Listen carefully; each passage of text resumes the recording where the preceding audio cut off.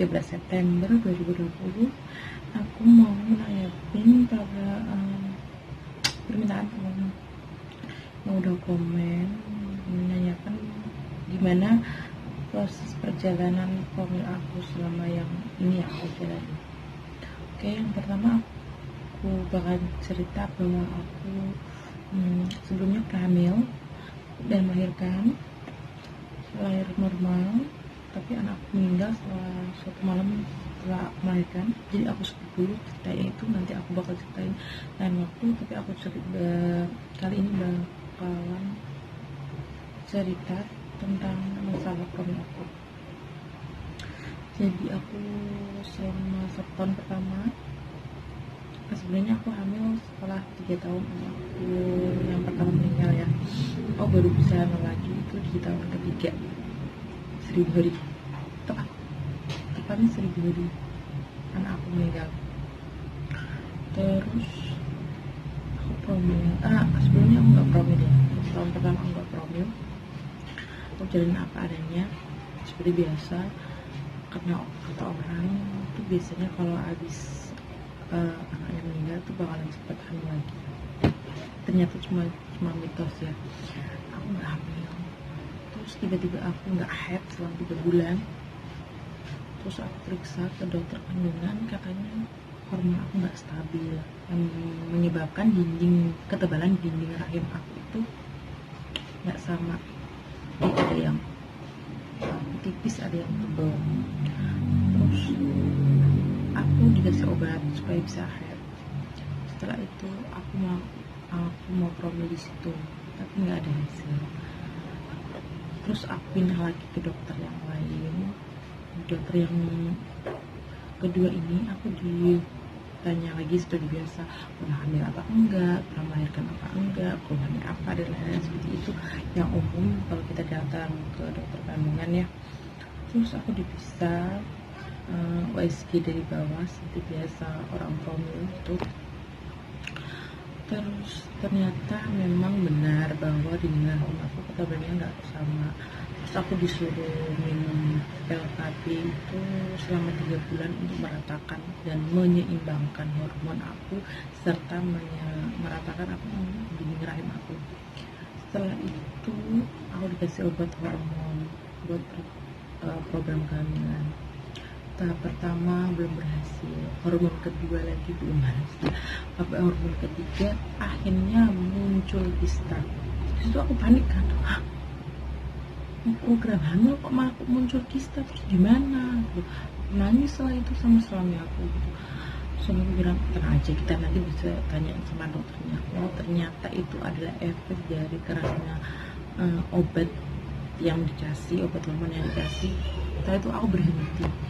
Bener, aku bilang, udah aku setahun di dokter ini belum berhasil, aku berhenti dulu, aku mau rehat dulu, aku mau istirahat dulu, aku mau tenangin pikiran aku dulu.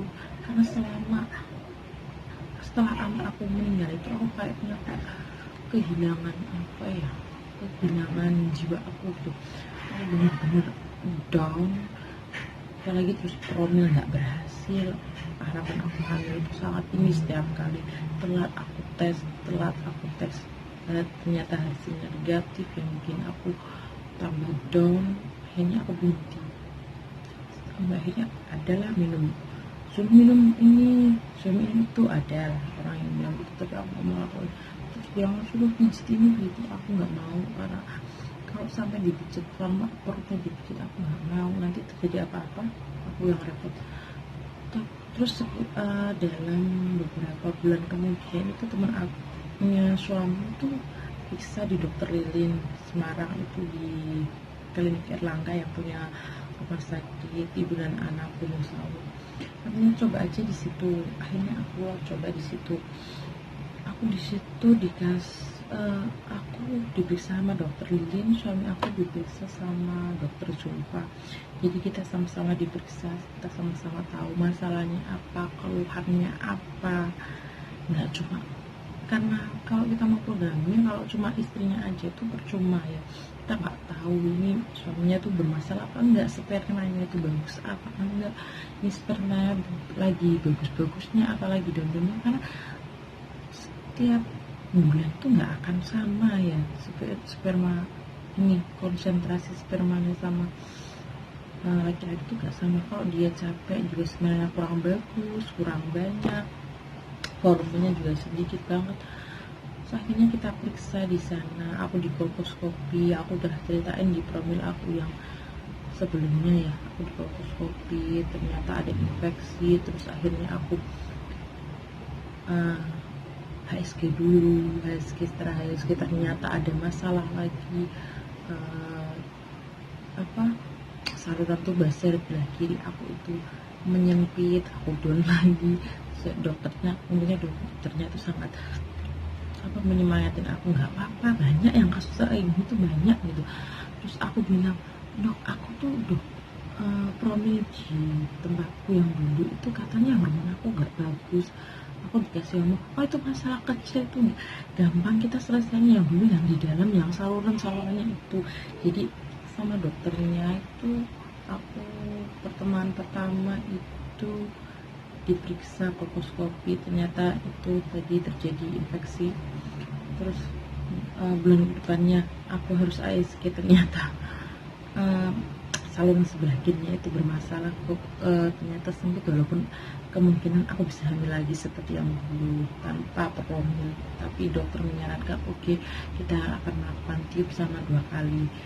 Ya kita tiup, terus sambil kita menyembuhkan si luka infeksi ini pakai pil aja. Udah dikasih pil 3 kali pil nggak berhasil, akhirnya harus operasi lagi. Dan itu kita buka berdua operasinya, termasuk operasi berat juga ya, karena bius total. Hanya let's berjalan 2 jam selesai, aku sadar, pindah ke rawat inap. Cuma suami berdua sama suami, aku bilang kita pulang aja, nggak usah nginep. Kalau nginep besok karena suami harus ngajar, nggak bisa kita nginep karena jarak rumah sama ke Semarang itu juga cukup jauh. Kalau maju bisa setengah harian, kita di pelajarannya 5 jaman. Pada akhirnya terus kita pulang. Setelah itu kita dikasih obat kontrol buat ini, lihat luka bekas operasi udah bagus apa belum. Setelah itu udah, kalau ternyata udah bagus, kita dikasih obat. Sama yang pasti kita harus jaga pola makan, nggak boleh makan makanan instan, nggak boleh makan tepung, nggak boleh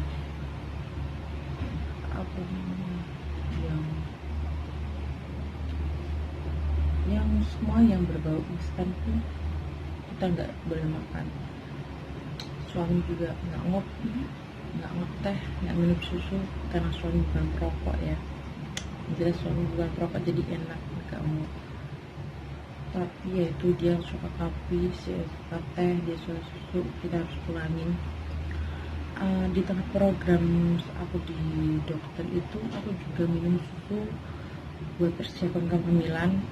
Itu penting banget, aku sehari minum 2 kali, terus bagus banget. Terus setiap hari aku bikin jus kurma apa aja boleh, nggak harus kurma muda, kita boleh beli kurma yang matang itu nggak apa-apa, kita jus aja, nggak usah kasih gula, cuma di jus aja. Terus kalau suami aku biasanya setiap hari sekali, pagi atau enggak malam itu aku bikin jus mangga yang ada bijinya, sekalian biji-bijinya itu karena itu bagus banget buat sperma ya, untuk memperbanyak sperma. Terus kasih kurma juga, kasih minyak habatus sauda, nggak usah kali gula, langsung diminum, itu juga bagus buat sperma, untuk memperbanyak sperma. Skip terus sampai akhirnya 3 bulan kalau nggak salah, setelah aku let's, akhirnya aku hamil. Aku sebenarnya nggak tahu kalau aku tuh hamil, karena pada waktu itu aku tuh lagi ikut suami ke Bali, dan di Bali itu aku ngerasa kayak biasa kalau orang kalau mau haid itu gimana sih, kalau menstruasi pasti badan nggak enak banget. Dan aku tuh nggak nyangka sama sekali kalau aku hamil. Nah paling ini ya emang telat beberapa hari lah, 2-3 hari kayaknya. Aku nggak mau langsung aja aku hamil ini kayaknya enggak sama sekali, karena biasanya aku tuh suka telat gitu, dan kalau aku cek itu pasti aku negatif, dan aku tuh udah punya stok banyak banget tes pack, aku udah beli setengah pak atau berapa gitu. Setiap kali aku tes pack negatif, besok paling negatif lagi, dan aku tuh nggak ngeh, paling ini mau menstruasi, paling ini aku badan aku loyo banget. Aku juga di Bali tuh nggak doyan makan, ya makan pertama makan biasa, terus hari terakhir yang mau nyebrang ke Banyuwangi tuh makan ikan laut kayaknya. Itu aku ngerasa kayak mual-mual gitu, terus sampai di rumah hari berikutnya itu aku makan pedes. Biasanya aku suka banget makanan pedes, itu lidah aku terasa hambar, kayak nggak berasa apa-apa gitu. Terus akhirnya aku bilang sama, kok aku nggak enak gini ya mas, kok kayaknya kayak gimana gitu. Dan suami bilang coba aja besok pagi tes. Terus aku bilang enggak, aku takut kecewa lagi, aku takut kalau enggak nanti aku bisa nangis lagi karena saking seringnya tes pack ngetes dan hasilnya tuh negatif. Terus suaminya nanti sudah besok aja sebelum sholat subuh, sebelum mandi coba aja dicek. Pada hari paginya besoknya aku coba cek, dan aku nggak mau lihat nanti kalau aku lihat negatif lagi satu garis lagi bakalan sedih lagi gitu. Udah aku diemin aja, terus aku buka mata satu gini, 2 garis bener apa enggak gitu. Aku coba tes pack lain, garis 2 lagi, mungkin salah lagi kali ya, udahlah kelamaan kali ya. Tes pack aku coba lagi yang tes pack yang agak bagusan. Alhamdulillah garis 2 lagi. Aku bilang sama suami, saat ini beneran apa enggak gitu. Aku sudah gimana ya, udah nanti ini gak tahu nunggu. Karena pas pertama kalian aku berharap banget aku bisa ambil lagi, aku bisa bersama teman aku. Ternyata lama, sampai berkali-kali pindah dokter, pindah konsultasi, semua jenis diagnosa dokter aku lakuin, saran dokter aku lakuin, diagnosanya aku terima. Akhirnya alhamdulillah hamil anak aku yang kedua ini. Walaupun perlu drama banget, kita promil kemana-mana, kita nggak tahu ya kita tuh bakalan dapat anugerah yang nggak terkira itu kapan, dan itu kita nggak bakalan tahu. Dan Tuhan Allah itu nggak akan ngasih langsung ke kita saat kita berdoa. Kita tuh berdoa namanya semua saran orang lah ya, kita mau konsumsi inilah konsumsi itu. Aku tuh sampai dibeliin kurma muda setiap ada orang umroh, mau haji, mertua aku pergi haji, ada orang umroh, aku titip kurma muda. Terus buah zuriat itu juga aku udah pernah konsumsi juga. Aku lupa tadi ya cerita, aku pernah konsumsi kurma muda sama buah zuriat itu juga zong akhirnya. Dan akhirnya tanpa dikira-kira kita promilnya santai-santai, walaupun terjadi gejolak juga karena sempat operasi dan tiup 2 kali. Itu kita nggak nyangka banget bakal ambil jalan kayak gitu, sampai akhirnya aku hamil kan aku yang lebih itu rasanya ya Allah itu ngasih rezeki ke kita itu bakalan ada pada waktu yang tepat, yang gak kita sangka, yang gak kita bayangkan gitu. Jadi kalau teman-teman yang lagi program hamil, jangan pernah putus asa, jangan pernah lupa berbeda sesuai dengan keyakinan dan agamanya masing-masing. Kita harus selalu berdoa kepada Tuhan kita masing-masing bahwasanya kita bakalan dijawab semua doa yang kita ucapkan itu bakal dijawab, tapi nggak tahu dijawabnya tuh kapan, dikasihnya kapan, kita rajin aja beribadah, doa, semuanya apa yang kita pelajari di agama kita itu kita lakuin. Sabar itu penting banget, sabar, ikhlas, legowo kalau orang Jawa, legowo, pasrah gitu. Alhamdulillah, insya Allah Allah bahkan menjabain semua doa yang kita panjatkan ya. Jadi buat teman-teman gak usah menyerah, jangan down, karena aku pun mengalami sendiri ya gimana sedihnya, gimana up and down-nya kita promil. Walaupun apa selama 3 tahun itu aku udah pernah nangis lah, udah pernah kayak orang depresi. Gimana sih seorang ibu kehilangan anak itu sedih banget, terus berharap hamil lagi, tapi ternyata dikasihnya lama, tapi akhirnya tanpa disangka-sangka dengan promil yang kita jalani, anak akhirnya didapat. Allah mengasih kita, menitipkan, istilahnya ya bukan mengasih, menitipkan kita sebuah anugerah yang nggak bisa tergantikan oleh apapun. Orang bilang, kamu program di sana tuh mahal-mahal buat apa?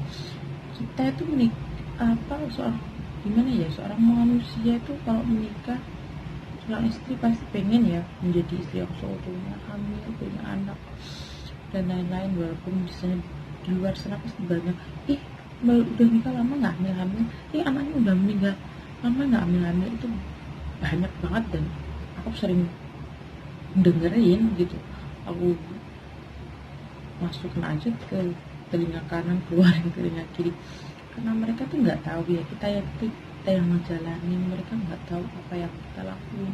Aku itu program hamil di Semarang itu berangkatnya jam 12 malam, pulang pun jam 12 malam. Mereka nggak tahu aku promil di Semarang, karena jarak kota kita ke Semarang juga cukup jauh ya. Terus suami juga ngajar, jarang libur, kan liburnya hari Jumat, kita curi waktu, sedangkan dokter kita juga dokternya tuh nggak sama harinya, dokternya suami, dokter aku nggak sama. Semua itu pasti ada hikmahnya, semuanya kita jalani. Risau buat teman-teman, jangan menyerah, jangan berkecil hati. Suatu saat yang nggak mungkin itu nggak ada bagi Allah ya, semuanya pasti akan dijaga semua doanya. Jadi walaupun sekecil apapun, kemungkinan sekecil apapun,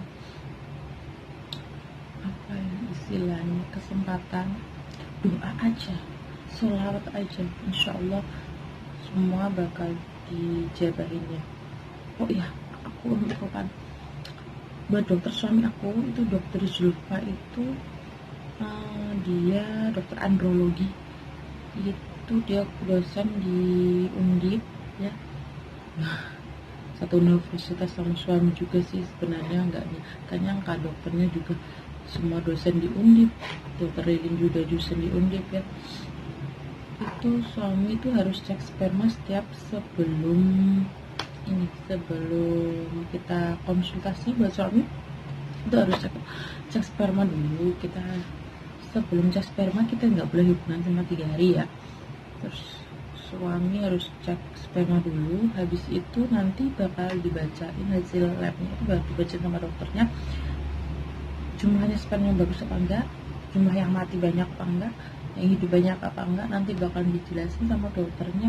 Terus nanti akan diberi pil yang paling jarak itu sih pil biosan itu ya. Biosan itu paling banyak mensupport buat memperbanyak sperma, sama tadi yang aku bilang jus semangka, kurma, sama minyak habatus sauda itu juga banyak banget untuk menambah jumlah sperma. Sempet itu pas bulan keberapa itu ya, keempat atau kelima, itu dokter Zulfanya pergi umroh ya, dan harusnya itu jadwal suami hari itu buat konsul. Akhirnya tuh kita nggak tahu kalau hari itu tuh dokter Zulfanya nggak praktek. Akhirnya sama suami, kita kemana ya hari ini, terus telepon teman-temannya katanya di Propsus di lo daerah depan Rutan di daerah Alang-Alian situ ya habis di AIN gitu ya, daerah Ngalian ke sana lah, masih ke sana. Terus itu kita pernah konsul di situ, kita pernah cek sperma di situ, kita tahu bentuk sperma zigotnya itu apa. Zigot ya, yang kayak kecebong itu apa sih namanya, bukan zigot ya, apa ya, kalau yang tahu komen aja ya. Pokoknya bentuknya kayak itu apa, kecebong gitu. Kita di situ emang bener-bener digembleng banget ya. Di situ katanya itu, oh mbaknya berkumis ya, punya kumis tipis ya. Iya, kenapa dok? Oh sulit nih, kayaknya bukan karena sulit hormonnya nih. Emang kenapa dok? Mbaknya kayaknya yang nggak mau punya anak. Hah? Kita tuh jauh-jauh loh dok, Prof, kita tuh jauh-jauh loh program kesini, masa dibilang kita nggak mau punya anak? Ya salah banget dong, kita tuh kesini jauh-jauh berobat itu biar punya anak, bukan kok nggak punya anak. Pokoknya di situ katakannya ya agak ngeselin juga sih ya, pasti bukan ngeselin sih, lebih tepatnya itu dok, si profesor ini itu kayak mengembleng kita buat yakin nggak kita mau promil, yakin nggak kita di situ tuh.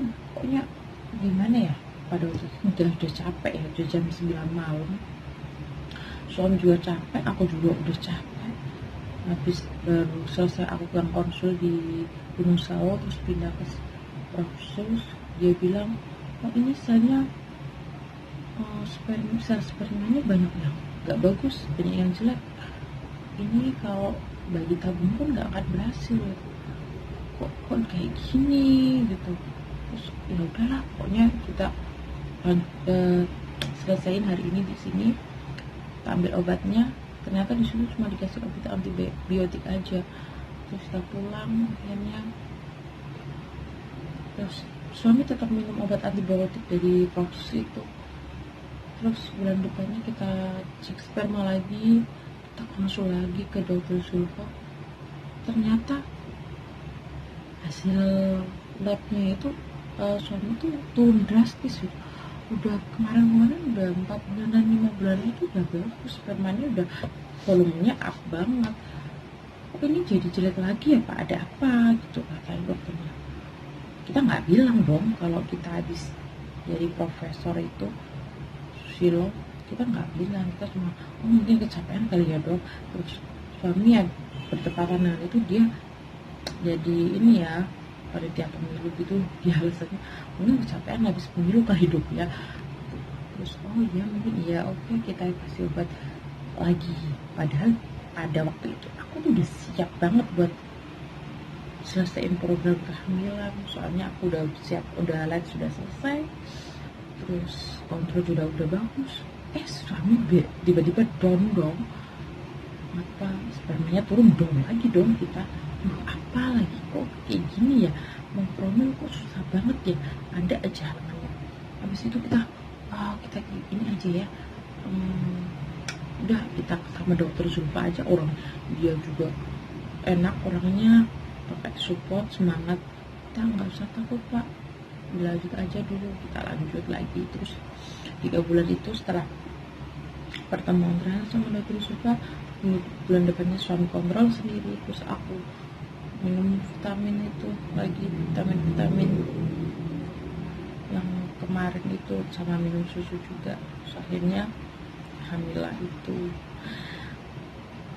Jadi teman-teman semua semangat promilannya, jangan takut, jangan down, terus jangan pernah pusing omongan orang-orang atau tetangga yang tanyain berbagai macam pertanyaan yang sangat menyakitkan. Itu aku juga pernah ngalamin juga, sampai nangis tadi suami bilang udah tenang, kita jalanin aja dulu. Iya, orang kita yang jalanin mereka nggak akan pernah tahu, mereka nggak akan mau ngerti. Nanti kalau kita hamil, kamu hamil terlalu cepat juga mereka kamu tanya kok hamilnya cepet, kamu hamil lama juga mereka bakal menghujat lagi. Udah, pokoknya ditenangin aja pikirnya ya. Kalau kita mau promil itu yang satu kita harus pasrah.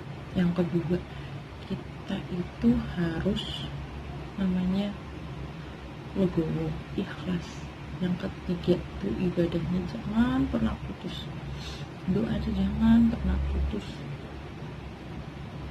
Yang keempat itu pokoknya sabar, kita harus sabar. Kalau kita nggak sabar, program kehamilan apapun yang kita jalani, kalau kita maunya instan, program bayi tabung aja kali ya, biar cepet. Ya kalau Tuhan nggak menghendaki kita hamil, dia program bayi tabung, kita nggak akan hamil. Apapun semua itu ada pada Tuhan kita masing-masing ya, pada Allah ya. Allah yang kita itu hanya manusia yang bisa meminta. Jadi kita nggak meminta, Allah yang akan memberi. Jadi kita jangan malu-malu untuk meminta. Tapi juga gitu, ibadah kita juga jangan sampai terlupakan. Buat teman-teman semangat, jangan sedih, pokoknya tetap berusaha, tetap melakukan yang terbaik, jaga makan, jaga olahraganya juga. Kadang kecapean itu juga gak bagus buat promil. Buat suami juga, jangan rokok, jangan kafein, jangan teh juga, air putih aja yang banyak, sama jus buah, kurangi gula juga, itu juga bagus buat promil ya. Buat suami-suami yang gak mau diajakin promil, coba kita cara hati-hati sama suami, insya Allah nanti pasti ada jalan keluar. Kalau kita namanya juga mau promil, ngapainnya ya harus berdua ya, harus program berdua, jangan program sendirian. Banyak bilang, suamiku nggak mau ikut program, jangan gitu ya. Kita tuh berumah tangga berdua, program juga harus berdua dong, ya kan? Kita nggak tahu masalahnya dia suami apa udah istri. Nanti kalau ternyata suaminya yang bermasalah gimana? Ya tetap nyalain istri. Soalnya biasanya beberapa kasus itu bakalan bilang kalau istrinya yang bermasalah, istri mandul lah, inilah, padahal enggak seperti itu. Padahal banyak juga orang bermasalahnya itu ya suami kadang spermanya turun, kadang bagus, kadang enggak ya. Pokoknya aku doain semuanya yang lihat video ini semoga promilnya berhasil, lancar, diberi kemudahan, dan semoga berhasil. Wassalamualaikum warahmatullahi wabarakatuh. Semangat ya, semoga sehat selalu.